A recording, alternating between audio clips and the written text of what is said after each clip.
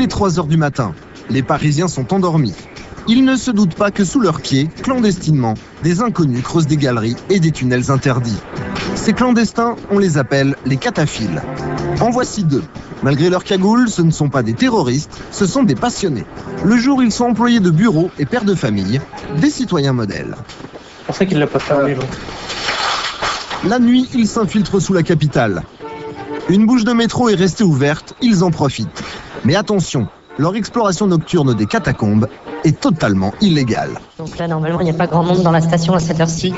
Pourtant, les sous-sols interdits de Paris, ces cataphiles les connaissent par cœur.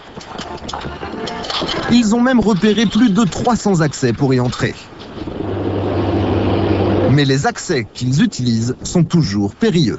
Voici le passage qu'ils vont utiliser ce soir pour se glisser dans leur monde secret. Un véritable trou de souris. Nous sommes à 30 mètres sous terre. À cette profondeur, personne ne les entendra. La violation d'un arrêté préfectoral, c'est jusqu'à 250 francs d'amende, 900 je crois en cas de récidive. Voilà. Les autorités le savent parfaitement. Une cinquantaine de cataphiles circulent tous les soirs sous Paris.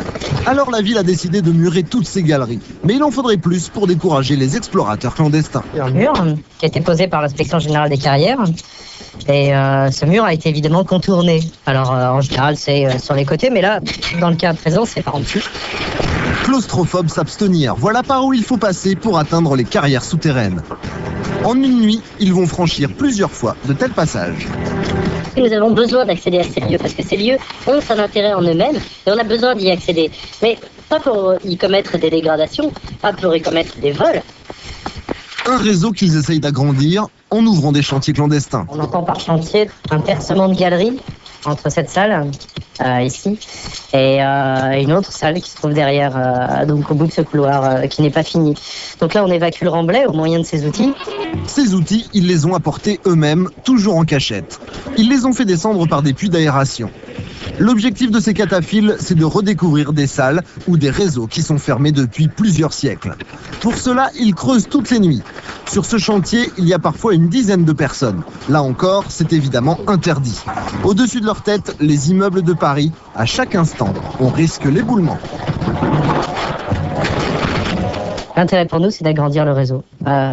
C'est de récupérer des parties isolées, neuves, donc qui sont à peu près les seules choses qu'on puisse découvrir encore aujourd'hui. On va creuser entre 2 piliers qui soutiennent suffisamment le ciel de carrière pour pas qu'il y ait de risque d'effondrement. D'abord pour notre propre sécurité et puis aussi peut-être pour éviter de créer des effondrements de carrière, mais ils sont assez peu fréquents dans cette partie du réseau. Il y a 30 ans, un quartier entier de la banlieue parisienne disparaissait dans ces carrières. Bilan 10 morts. Le risque existe toujours. Sous la capitale, il y a 280 km de galeries. Toutes ne sont pas consolidées. Nous, on a la compilation des plans. C'est-à-dire qu'on superpose les plans des carrières, du métro, des galeries télécom, du CPCU, le chauffage urbain, etc., etc. Et la superposition des plans nous permet de réaliser des connexions inter-réseaux. Les sous-sols de Paris sont un dédale de tunnels, de catacombes et de galeries qui permettent de passer d'un quartier à l'autre sans être vus et sans avoir besoin de remonter à la surface. On pourrait utiliser ces lieux à des fins terroristes ou malhonnêtes, simplement malhonnêtes. Malhonnêtes, ces cataphiles pourraient l'être. Il y a quelques années encore, ils pouvaient s'approcher des coffres forts d'une grande banque par ces carrières. Les murs d'enceinte de sa chambre forte donnaient directement dans les carrières et que, avec simplement un outil comme celui-ci, en moins d'une demi-heure, il leur été possible d'y accéder. Mais ces explorateurs urbains affirment qu'ils sont aussi les gardiens de ces lieux interdits. En cas d'anomalie, ils préviennent aussitôt les autorités. Si jamais un groupe quelconque venait tenter de s'infiltrer dans ces carrières, dans ces souterrains sous Paris, on serait les premiers à le voir. Et quelque part, pour les autorités, c'est une sécurité de savoir que tout de suite, s'il y a un mouvement suspect en carrière, ils pourront en être avertis parce que des gens qui sont là beaucoup plus souvent qu'eux auront l'occasion de le déceler. Grâce au passage qu'ils ont eux-mêmes creusé, tous les réseaux de Paris communiquent entre eux. Le métro, les égouts, les catacombes, EDF et même le chauffage urbain.